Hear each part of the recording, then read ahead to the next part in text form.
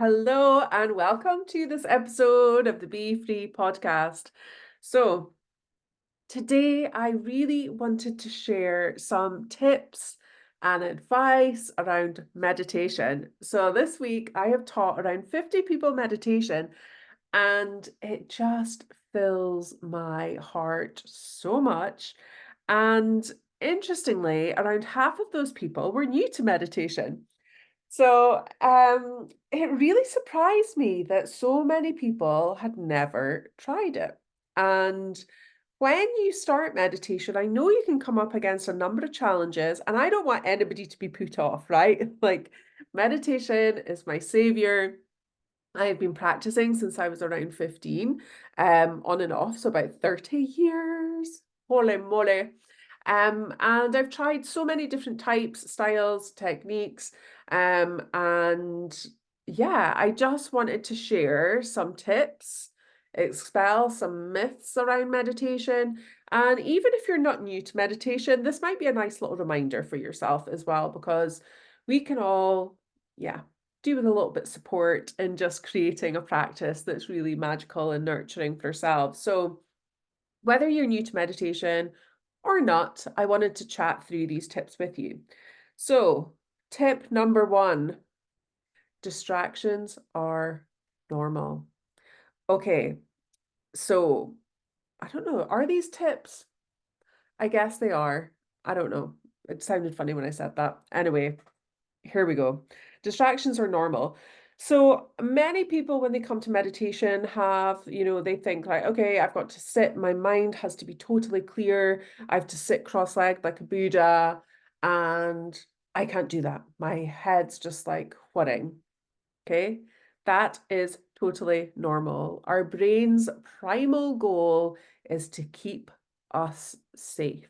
It is not used to just sitting still, chilling, being clear. Its primal response there is to just keep us safe. And like it's constantly seeking, constantly like on the go. And its main goal really is to kind of try and stop you from sitting still, right? It doesn't want you to sit still. Like what if a tiger or a bear comes up and tries to attack you, right? It's constantly on the lookout. So we need to really allow ourselves to train ourselves in that way. And distractions may happen as well. Things like your dog might start barking, your baby might start crying, the bin man might come, I don't know, you knock something over as you like just move in your posture. You like all these things are totally, totally normal. Your body might get fidgety. That's also very common because, as I said, you're not used to being in this space, being in this space of being. We're more in the space of doing. So your body, your brain, your mind, it's doing everything because this feels uncomfortable, because it's new, right? We're not used to it. So know that all of that is totally, totally normal. Okay, tip number two, emotions may arise, and that's okay. So as you allow your body to drop into this space of safety and stillness, all the things that you have been repressing, don't worry, they don't all come up at once, but sometimes, the things that we've been repressing, the stress that we've been hanging on to, the tension in our body, the anxiety, the overwhelm, can arise as you suddenly allow yourself to stop. So it's really common as people come to my sessions or classes or online, and not just with me, with other teachers as well, yoga, all these kind of things, that sometimes tears will flow, sometimes emotions will arise, can be frustration, could be anger, could be anxiety. But know that this is really, really common. And the main thing, you are always in control. You can stop at any time, right? You can come out of your meditation at any time. And this is something that I don't know why when I was younger, but when I was younger and I was meditating or be in a yoga class, and I would get this like desire to just like run the hell out of the room because I had like mega anxiety. Um, I didn't think like, oh, Susie, you could just stop, right? hello, like we are responsible for ourselves, right? I want you to know that as you meditate, you can do whatever you like. You can stop, and that's okay. So as we suddenly begin to connect with ourselves for the first time, emotions can arise. Sometimes you might start laughing, right? It's not all deep, heavy stuff, but know that that is totally normal, and you can begin to work through those things. You can allow those emotions to come like waves. Just, if you feel comfortable with it, allow yourself to sit with that emotion, allow for it to arise. And what you may notice is like a wave, it will come up and then it will go down. Right? So if we can ride that wave, that's really helpful. You could use things such as positive self-talk and affirmations. That's practices that really supported me. As I mentioned, when I would like want to run out of a room and like, why am I here? Why am I in this Buddhist center? And I just like, or wherever I would be meditating, and yeah, I would just like have a little chat with myself, like, you're safe, all is well. Yeah, just, check in with yourself. Tip number 3, the length of practice. So practices need to be lengthy for benefit. No, they do not. Okay. So I try and encourage new students that I would much rather prefer that they did 5 minutes of meditation every day than 1 hour a week, right? Although, hey, don't stop coming to my classes because I love seeing you. But when you're starting out, like, or do both, which is amazing. When you're starting out your practice, again, as I said, it's like going to the gym. You don't just suddenly go to the gym and like, oh yeah, I'm going to go and run a marathon on the treadmill. You need to train your brain. So we need to treat the muscle that is the brain. The same way we would treat any other part of our body. We would work up slowly, gradually. You want to set yourself up for success, right? You want to feel that you have achieved, like, you don't meditate to get a sense of achievement, but you want to enjoy the process, because if you enjoy the process, you're going to go back and do it again. If you're like sitting for an hour thinking, oh my gosh, I could really be doing this, I could really be doing that, you're not going to come back and do that practice. So start with an achievable time, even if that is 2 minutes or 3 minutes, and just build your confidence, build the confidence gradually. Regular, consistent meditation practice will lead to results. So the more consistent you can be with your practice, the better that will be for yourself. So yeah, train the brain. Tip 4, posture. Now, many people think because I sit in cross-legged position when I'm teaching that that's how you need to sit. No, you don't. You don't need to sit in a cross-legged position. You don't need to do meditation lying down. You can do it anywhere. You could be sitting on a train, bus, airplane. You could be out for a walk. You can kneel. You can lie down.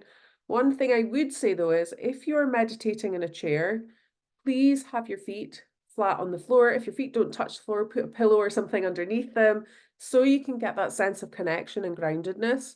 If you're lying down, try and not have the legs crossed if you're lying down flat, just so that the energy can flow within the body. Excuse, I do have a tickly throat. But ultimately, when you're starting, don't put so much pressure on yourself. Make yourself comfortable. Use pillows, use blankets, use cushions.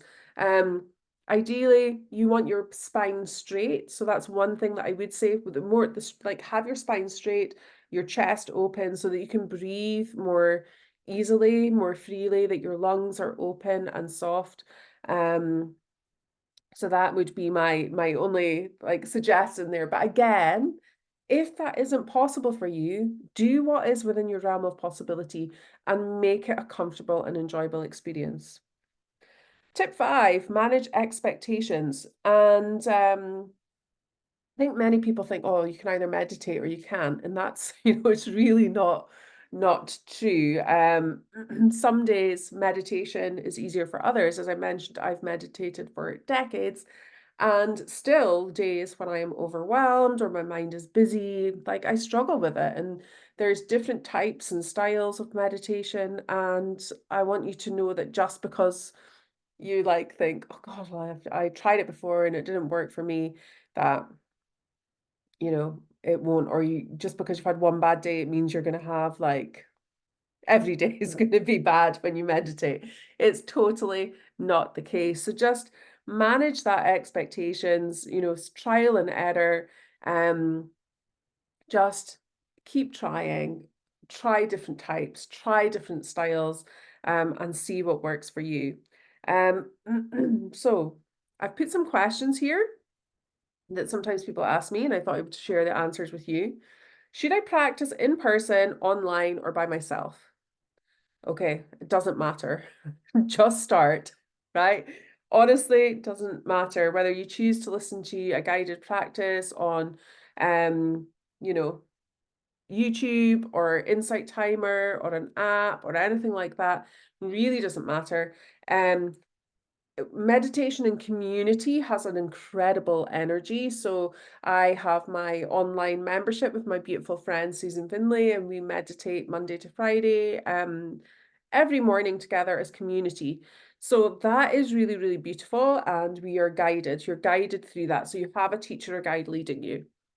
When you first start, that can be beneficial. When I really deep dove back into meditation, I did a lot of YouTube meditations because I was like unable to leave my home at points, and I would lie in bed and I would listen to meditations on YouTube and learn from teachers on YouTube and read books and all sorts of different things about spirituality. So I say, great to do it online because it's really accessible. Great to be guided by a teacher. Also great to gift yourself with time with yourself. Really powerful. You could just even sit under a tree, breathe, and just gift yourself that moment. So it's such a gift, and yeah, whichever route you go down, you won't regret it. Again, I tried it before and I couldn't get it. Does it mean it's not for me? No, it doesn't. Like meditation is for anyone. I have taught nursery children, I have taught OAPs, males, females, different religions. Like there will be a practice that suits and supports you. Um, I'm looking down here because I wrote a blog about this as well. So like this is just kind of like an expansion on the blog. But yeah, in my blog I put, think about flavors of food. Just because you don't like mushrooms doesn't mean you won't like chocolate. Me using my own likes and dislikes there. Dislikes mushrooms, loves chocolate. Am I too old or too young? I've just spoken about that. And yeah, like feel free to reach out to me with any questions you might have, and I can share a meditation with you. You can find my meditations on Insight Timer for free. You can connect with our beautiful Soul Sanctuary community where we meditate together Monday to Friday. And then we have a monthly beautiful deeper circle. You could, if you are a teacher or guide and are looking to find meditations for your students, you can use my Amazon book. All sorts of different ways, but please do reach out to me. I am really open, and want as many people as possible to, create their own meditation practice. I am like, I have online sessions, I have in-person sessions, I can do one-to-one sessions, I'm doing corporate sessions just now as well. So just if you feel like you want to do more and you're struggling to find out where that is, let's have a chat and I can maybe point you in the right direction or support you. So that is my little podcasty of the day. And next week we are back on the podcast, and I have such an awesome interview for you with the beautiful Oren music. And we'll be speaking about PTSD and how she's used music to support herself and her recovery and her healing through PTSD. And then I've decided I'm going to do a sober series. So I have been sober for 6 years, woohoo! And I wanted to just share a bit about my experience, and then I've lined up some guests as well who have traveled their own sober journeys. And I thought it would be really good just to hear a variety of different people who have given up alcohol, the challenges they faced as they've done that, the benefits they've experienced, and just so, yeah, a little bit of like what it's like. So if you listen to this and you've got any questions for my sober series, fire them my way and I will ask my guests. So I have 3 guests lined up for that. And yeah, it's just going to be a really like fun, interesting chat about sobriety and how we can weave that into our lives. So, hi, I'm back. It's going to be like maybe every 2 weeks. I don't want to commit to saying that I'm going to be back weekly, but maybe every second week, definitely, if not more. And yeah, anything you want me to speak about, interview, all that jazz, do reach out. Please like it. Please share it on your socials so that we can spread the word. And also let me know if you think I should keep the podcast name as the Be Free Podcast, because I'm obviously back at Spirit and Soul. And I'm feeling like I might want to change it back to that. And I'll maybe do a podcast about that actually, why I feel more guided to Spirit and Soul now than Be Free. Um, but let me know your thoughts. Okay, sending you all so much love, and reach out with anything, here for it all. Love you guys, and I'll speak to you soon.